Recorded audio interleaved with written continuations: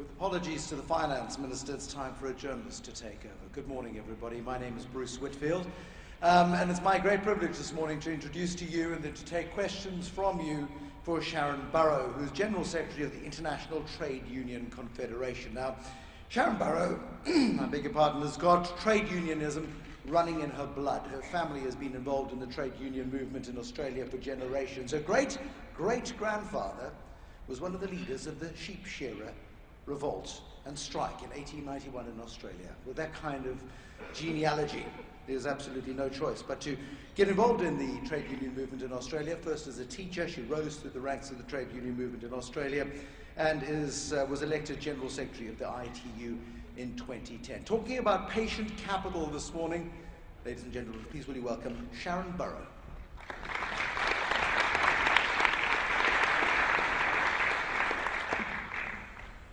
Thank you, and thank you for the invitation, Wolfgang James. I appreciate it, and particularly at this historical crossroads. I'm actually reminded, being here in Cape Town in South Africa, of another historical period and the momentous role, in fact, that was played by trustees and pension funds in the fight against apartheid. Those who saw the moral imperative of the liberation struggle for equality and democracy were major players in the people's struggle for human rights. So I think it's a worthy note to actually begin a discussion about another historical period. I must say I'm also proud to see a sister and a friend as your managing director. Fiona has a great track record of driving engagement, loyalty and action, and I certainly wasn't game to say no to this invitation. The Lehman Brothers collapse. It's September, 5 years on.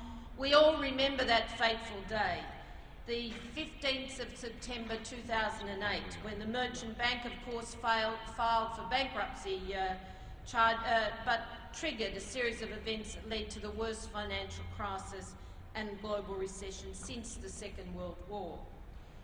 I want to actually focus a little on the G20 today because it was thrust into prominence as the central economic policy coordination forum in the near financial meltdown of that time, and in the first year of meeting it showed all the necessary political will to avert a second Great Depression. The ILO, in fact, estimated that their coordinated action of 2008 and 2009 saved nearly 30 million jobs. There was an ambitious financial action plan. You'll all recall those words of Gordon Brown, that never again shall the financial sector be in charge of the real economy. And of course, in September 2009, President Obama committed with the other leaders to putting quality jobs back at the heart of the recovery. Workers had confidence in this institution.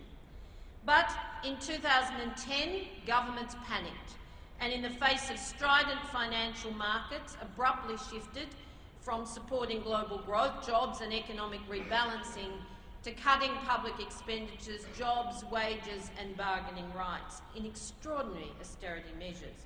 The result, 5 years later, is a massive slump in demand, intractable unemployment, higher debt to GDP ratios in crisis countries, and an impoverishment of millions with a recovery nowhere in sight.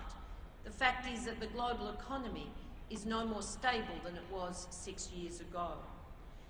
Now, when you think that IMF forecasts, as you well know, show global growth standing at 3.1%, in contrast to the 5% in 2010, which you'll remember was called the green shoots of recovery, it looks like that period was the height of coordinated action. And indeed, we're now seeing emergent crises in the BRICS countries, along with the threat of currency instability in Asia. It's not a recipe for confidence for workers, for investors, for anybody in this room. When recorded unemployment is still 50% higher in the industrialised countries than before the crisis, and 100 million more people in the developing countries live in extreme poverty, then for us that's an extraordinary challenge to see change. And of course we're seeing and in addition to that, 40% of the workforce, the global workforce, is now in the desperation of the informal sector where there are no rules, but shockingly an increasing engagement in supply chain activity, then this is pretty frightening for us, and it's vested on our children, many of whom are scarred by joblessness already, and sadly it will continue. So if you consider that the underlying crisis still remain unaddressed, you have to accept that the financial lobby has effectively watered down the policy measures that we thought might re-regulate and bring some sanity back into the sector. The Financial Stability Board has collectively failed to meet deadlines. Ownership of the banking sector is now more concentrated than it was in 2008, despite the commitments that there could no longer be banks that were too big to fail, and of course speculation has increased, not decreased, and a lot of this is with workers' capital. Austerity's failed. It's failed both people and growth. 2 decades of rising inequality in most G20 countries before the crisis have not only not been reversed, but the most recent report of the OECD shows that market income inequality increased further and more rapidly than ever before. The increase between 2008 and 2010 was as strong as in the 12 years prior to the crisis, and we can add 3 more years to that. If you want to have a look at what it means for demand, then in the UK, disposable income is now back to 1987 levels. In Germany, despite its celebrated success, 40% of workers earn less than they did 15 years ago. And of course, US workers have a wage share approaching a 35-year low. I think the height of corporate greed, and it's instructive to remind ourselves of this, is summed up in 2 recent figures. One is that the Walmart Waltons, you know, Walmart's a kind of beacon out there for everything that's anti-worker. Well, the Walmart Waltons own one family the same wealth as 40% of Americans. It's just extraordinary. And of course, when you look at the Forbes 400 list just released a few weeks ago, then the 400 wealthiest Americans have actually raised their wealth to more than $2 trillion, and you would well know that that's more than the GDP of Canada. And I just give you those figures because we have to remind ourselves that something's very sick in the world today. If you go to the developing world, of course, that you'll hear all the hype, particularly from the World Bank, that we've halved poverty. But the benchmark's $1.25 a day. It hasn't shifted. And so when you consider that there's still 1.2 billion people struggling on less than that every day, and a further billion who don't have access to adequate drinking water, or the 2.6 without sanitation, or the fact that mortality rates in 37 countries have actually increased, not decreased, despite medical technology in the last 30 years, then our world's in trouble. And of course, at its very basic, the debate about food security is very real for us, because this isn't about the extreme poor. This is about our workers. When price speculation, investment speculation in food means that our people in Korea can't buy cabbage, or in India can't buy onions, or maize in Africa, then, we know that the income distribution tools of collective bargaining, a minimum wage on which people can live, and social protection must play a central role, but they must meet financial sanity. They must meet financial sanity. And you have a major role to play in that regard. So if you consider that the system is sick, and I dare anyone to say it isn't, and even if you dismiss stagnant demand, inequality in income distribution, human and labour rights, social unrest or climate change, you must acknowledge in your world that just the spectre of risk of any one or more requires our collective attention. Modern portfolio theory has failed, and we need a dedicated approach to inclusive growth. We need to rebuild our economies, an economic model that returns to old principles: full employment, decent work, the dignity of work where people's rights are respected and you can bargain for a fair wage, and a universal social protection floor. In turn, this requires a new investment model, an investment model that realises jobs, jobs and jobs, a model that draws a line between investment and speculation. Because it's really urgent to rebuild trust. The ITUC presented the results of this year's global poll in an economic and social outlook to the G20 in St. Petersburg a few weeks ago. It's inclusive of China and India, so it represents more than half the world's population, and it paints a picture of profound insecurity and mistrust. 1 in 2 working families are directly impacted by the loss of jobs or the reduction in working hours. 78% say they've seen their family incomes fall behind the cost of living or remain stagnant. 2/3 of respondents rate their national economy as bad. The majority of people think that 61% think that employment prospects for young people are getting worse, and 55% believe their children will be worse off. When it comes to fighting unemployment and defending the interests of working families, global citizens simply feel abandoned by their government. A dramatic 80% of respondents say their government has failed to tackle unemployment. People do not believe that current labour laws provide adequate job security or fair wages, 65%. But the figure that frightens me is that only 13% of people believe that their governments are governing in the interests of working people. And a shocking further 30% believe that they're not acting in the interests of either people or business. So we've got at best disenchantment and at worst disengagement, which makes our democracies extraordinarily vulnerable. The good news is people know what they want, and you can make a big difference. Jobs, decent wages and social protection. You'll be heartened to know that 92% support public investment in education, research and new technologies to create jobs. 92% of people agree or strongly agree that international companies should adhere to international rules irrespective of where they are. And 95% say employers should pay a reasonable wage no matter where they work. And of course, 89% support the right to join a union. But people are prepared to take responsibility. They say that if every worker was paid a living wage, then they would be prepared to pay a little more for goods or services. And then, of course, the social protection flaw. Our rich countries built social protection when they were poor.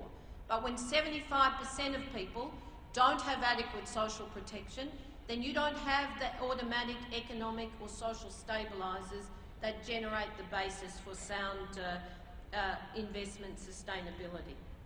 And of course, people support these issues. In the 90%, they want an integrated social protection floor across health, education, pensions, unemployment benefits, housing, sanitation, and so on. And so the virulent piece, there's a lot of anger out there about tax evasion, and I'll come back to this in the context of where we need to go. But if people know what they want, then we have to figure out how to realise it if we're to actually undo much of the social unrest, the ferment, the mistrust that is now surrounding all of our societies. So when you think that 8 G20 summits have passed, and we've battled since Toronto to get the course of government leadership back, coordinated, I'm not going to pretend that there's not a gap between language and implementation, because there still is. But it was heartening in St. Petersburg, despite the distraction of Syria, to see that the language has again shifted. The need for inclusive growth, quality jobs and even collective bargaining are all recognised. The action plan, collective work on tax evasion, the base erosion and profit shifting agenda the Minister talked about, and most importantly for us, along with BEPS, is the principles for long-term investment. We've been advocating, working on this. You've heard us talk about pushing the reset button on pension funds. You've heard us talk about patient capital. Well, you're here to talk about how to do it, but I can tell you, at least now we can hold the leaders to account, those representing the majority of people and the majority of wealth. So there is an absolute need for institutional investors to shift to the long term. I'm not going to spend a lot of time on this, but there's a lot of debate now about what long-term investment means. I think the OECD principles hold us in good stead. They actually talk about patient capital, they talk about engaged capital, and that means active voting policies and governance. They talk about productive capital with support for infrastructure, green growth, small to medium finance, etc. Sustainable growth, that's our mandate here. I know it's a shared mandate, and of course I think this will in fact underpin the advocacy and the action that you can put in place. I've written a paper which is much more detailed and will make it available. But the preconditions set out for long-term investment, as well as specific requirements regarding the government of asset owners, along with, including, I should say, transparency in reporting, then this gives us some hope. If observed and implemented effectively, this could make the shift to a difference to helping workers' pension funds shift further into patient capital and as appropriate toward the long-term investment strategies that we know will rebuild our economies. So, when you also consider that there's mention in this text of some of the assisting frameworks of the multinational standards of the OECD, the collectively organised long-term saving and retirement plans that still need to be developed in many countries, defining long-term risk as including environmental, social and governance risk, the need for public finance to actually support the transition on a cost-benefit analysis, and of course disclosure, then we are starting to talk about serious action.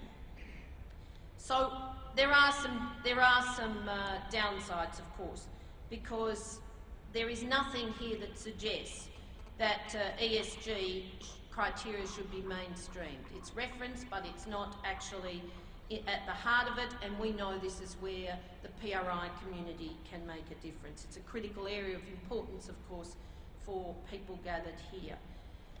It does require some change, as you know, in reporting timeframes, and you'll debate those issues with much more expertise than me. But we still have some work to do with governments. It was interesting, just to give you an inside view, that some of you will probably know that words like speculation and short-termism are still not really acceptable in some government ranks, and I suspect that's at the heart of some of the corporate sector's lobbying. But right at the end of the debate, there was in fact an agreement to take out the words "taking a long-term view will also allow investors to appraise and benefit from the fundamental value of their investments rather than be guided by short-term speculation." It kind of disappeared right at the 9th hour. But I don't have to tell you the central role of pension funds. We need to distinguish between asset owners, which are pension funds, of course, insurance companies and sovereign wealth funds, and asset managers, which go to the asset management firms, banks, asset managers and branches, to give primacy to the former over the latter. It's time that we reasserted who owns the money, and it's a significant amount of money, $30 trillion under management, invested in our pension funds. So we want to see asset owners actually at the table with a much more focused and deliberative view. Pension funds have a social purpose. Of course, they're about building retirement incomes, and we are absolutely determined that that is still at the heart of it. But it makes sense, given that social purpose, to then embrace fully both the negative and positive list approach to long-term investment, so people can see that they're investing in firms that are going to not only look after their funds, but actually to drive some stability into a global economy, which of course is a virtuous circle when it comes to jobs and income flow. I want to say just one thing about long-term investment and climate action. I know some of you have heard me say this before, but I find it just shocking that we hold less than 2% or around 2% in green economy stocks. Now, I know it's an immature market, but you know what? Who's going to lead it to maturity if you don't?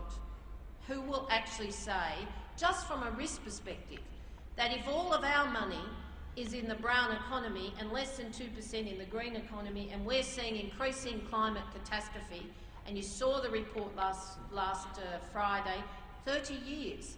That's the outcome. So workers today, retiring in 30 years, they're going to be facing dangerous temperatures, sea level rises, you name it. And we are not investing in either the transition in the amount we should, or just in a risk profile that gives us some satisfaction that it all doesn't go down in a screaming heap. But it's possible. And you know, we've just said 5%, because that's what the analysts in the room tell us will actually signal market maturity. But we need you to be leaders in that school. We need you to work with us, with the bank, with the World Bank, with the other multilateral institutions and governments to back in the transition. And we need to be far more loud in our advocacy around dismantling discriminatory subsidies and regulatory providers.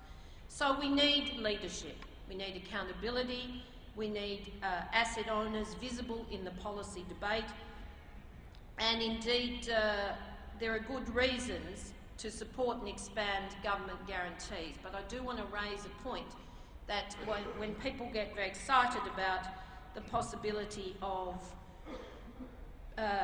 PPPs, then we don't have an orthodox view about this, but we do look to the failures and say, let's be cautious. Let's understand that we will have opposition from people who in turn see the kind of money that's, particularly in the wake of the money that went to the banks with the little or no conditionality, that was workers' money, if there isn't an open debate, transparency and broad discussion. I think when you look at the fact that in the UK alone, the estimates say that you're going to actually have about 160 billion spent on these questions. So, in the interest of sustainability. 2 minutes. No, 2 minutes. So this has got to be backed in, though, by the BEPS agenda, because if you're going to repair the base of governments to do this work, caution included, then in fact that base erosion and profit shifting action plan is a genuine action plan, and frankly we need you to hold the companies to whom you're investing accountable for this right through their operations, including their supply chains. So let me just say in conclusion that the workers in this world feel no confidence, and we need to be cautious about this, because when you look at the companies who fuels and how they fuel their profits, then you've just got to look. You've got to say Bangladesh. That'll bring it to a head. But if you actually ask any CEO whether they want their sons or daughters to work in the textile factories in Pakistan, the mines in the Congo, manufacturing plants in Central America, the beer women in Cambodia, or the slave state of Qatar, they just shudder. They just shudder.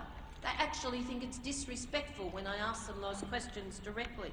But at the same time, they allow the willful perpetuation of these horrors in the supply chain to their corporations. And we have workers' capital invested in them. Our money, workers' money, is actually invested in the perpetuation of obscenity of treatment of other workers. There can be no more excuses.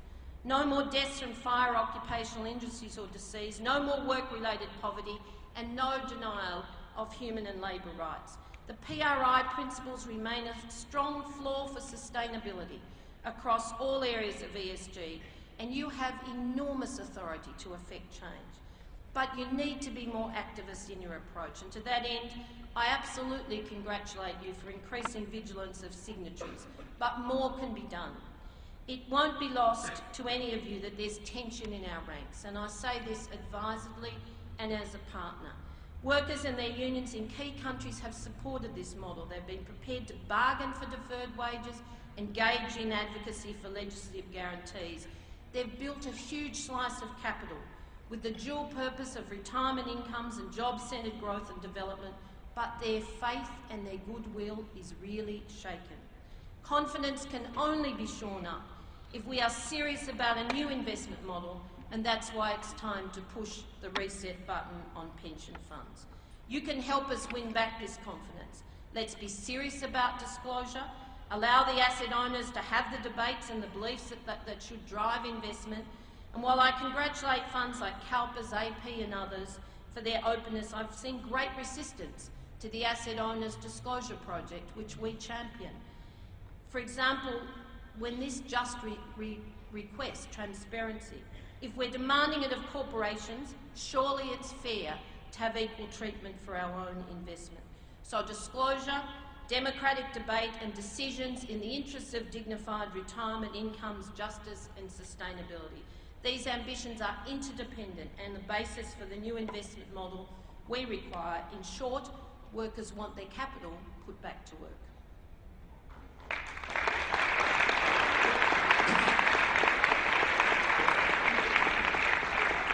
All right, 5 minutes just before the tea break. Any burning questions from the audience, or can I have free rein on Sharan? I'm going to give you a moment to think about it. Sharan, you used a couple of interesting terms, which I'd just like a little bit more definition on, if we can. I'd like you to, and I'll speak really slowly while we attach the microphone. There we go. Define the concept of financial sanity. It's a term you use. Well, I mean, I think anybody who thinks that the current model of speculative investment is sane, you know, and that when they're playing with our money, then frankly it's a problem that gamblers, addicted gamblers have, and we want to end it. Okay.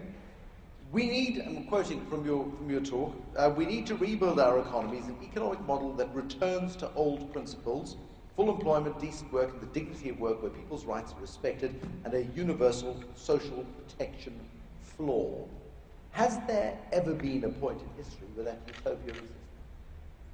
Well, I think if you look at, is our society perfect? No. But have our aspirations, where we've driven towards that model, meant far more equal societies? Yes, I come from one. You know, we have vulnerabilities, but you can be assured if those things get too far out of whack, then people are going to stand up, and we've seen it. You know, the end of the work choices in Australia, the dreadful work laws that actually took away people's fundamental rights, when there's a big debate going on now about whether unemployed people can live on the amount of money that's owed. You have a universal health and education system, you know, but look to the Nordic countries, Sweden built its social protection system in the 1890s when it was very poor. Most of us saw it as social contracts emerging from the Great Depression and World War II. They work. And when 75% of people, despite doubling the wealth of the global economy, have not got adequate social protection, the investment model's in trouble, but so are people. If you're going to tell people in this audience that responsible investing leads to countries like Australia, you are going to lose the battle for responsible investing. We'll try the Nordics. Okay, Nordics, we can live with that. Any questions from the floor? Yes? There is a very urgent hand. There we go. Microphone's coming over. Thank you very much, Sarah. It was really wonderful to listen to you, very inspirational. And I ask you for an advice. I come from Italy, and I'm trying to persuade pension funds to become signatory of the UN PRI and to support the model you were explaining. Because, as you said, investment is in trouble. Because a lot of workers are losing their job. They don't have any possibility to invest in their pensions. And what is happening is that I am realizing that a lot of pension funds are very small, they lack resources, they lack awareness. So this awareness that we have, it's very difficult to be transmitted to small pension funds. They say, we lack resources, we don't know what to do. So a big, an advice, I am asking you, what would you reply to this question? I mean, how would you try to persuade them? And also, one other thing, it's lack of confidence in finance in the representative of the workers in the pension fund boards. How do you reply on that? Thank you. I think that's a very good point. We need to leverage up our advocacy, but we also have to make the fact that the skills, make sure the skills are there for both, I would say, management and worker trustees, because all too often the boards are very passive. They're captive of their asset managers or their chief investment officers who can give them a very good story, and it sounds great, but in fact the active engagement for which trustees are put on the board is missing. So we have fantastic trustees, and I take my hat off to them, they work really hard. But your point about skill for our trustees to actually take on active management is critical, and we need to back them in. We need shareholder activism, we need governance that actually make sure that they aren't out there on a limb trying to convince someone who's got a vested interest in selling a product that it's the wrong way to go. You talk about patient capital, the need for patient capital. I think it was Keynes who said in the long term we're all dead. Just how patient does capital need to be? Well, our funds are about retirement income. So if you start with somebody who's entering the workforce today, they don't actually need to earn massive returns over, on a year-by-year basis. What they need to know is you're going to reach the benchmark, whatever it is. For us, it was 65% at 65, and it was a mix of state pension and retirement income, and/or a fully funded private income from money invested. So what we say is workers need security. They need to know what the retirement benchmark they'll get is, whether it's defined benefit or defined contribution. There's an absolute way of guaranteeing both if there's political will. And secondly, that they need to know that their money is not being used against them or against their brothers and sisters in the rest of the world. Put those two things together and we're very patient.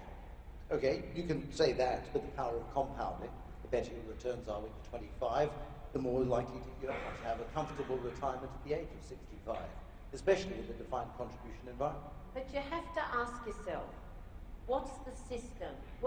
That's a great excuse for saying, well, all the excesses of the financial system are justified. Well, frankly, it's not. If you have to actually build a world that's based on inequality, on oppression, on the supply chain evil that we see in the world today, come with me to those workplaces, and you'd say there's something very wrong about this. So let's redefine the model. Let's redesign it so it gets people dignified retirement incomes, it allows businesses to be sustainable. I mean, our small to medium enterprises are in trouble. Why? Because most of our finance houses, all of the banks, have simply refused to lend to them. They're more stable. I can tell you they're more stable in many ways than the investments that we see. Well, they're certainly more stable than the speculative economy. When we look at a situation where South Africa has got a real unemployment rate, probably close to 40%, it's less about the workers and it's more about the needs of those who have not. How, in this pension environment that you envisage, does a country like South Africa cope with this huge body of people who simply are not employed and won't be employed for generations? Well, in fact, I would say we're concerned about the global workforce and whether they're in work or out of work. That's our business. So it's not an insider-outsider argument for us. But John, I compliment absolutely. I thought Wolfgang got it right. The thoughtful investment in the assets that will build jobs, the infrastructure, the green infrastructure that's going on in South Africa, and the solidarity commitment to investing in the rest of Africa is really a standout. Now, is it fast enough? No, because one country's investment, in this case South African pension funds, can't do it on their own. But we have money sitting out there that can come into developing and emerging economies. We've got to say, what does it take? What's it take for that guarantee of a moderate return, CPI plus 2 or 3%? There is discussion in Europe about alternate pools of capital, so that you look at 10-year investments, mostly non-listed companies at the moment. You look at a backing that gets you that moderate return, and then you get a capital dividend if the market does its job over and above that. What's wrong with that? Final question. How many of your trade union members in Australia would be willing to delay the retirement, I beg your pardon, for 5 years, on the promise of a possible return of investment in the African continent? But you're putting up barriers that are not there. Like that is a total dichotomy that doesn't exist. If we actually... If you're going to be more than paying lip service to responsible investment, surely you've got to be putting your own money, your own members' money, where the opportunities are. You say we must invest and there should be a return.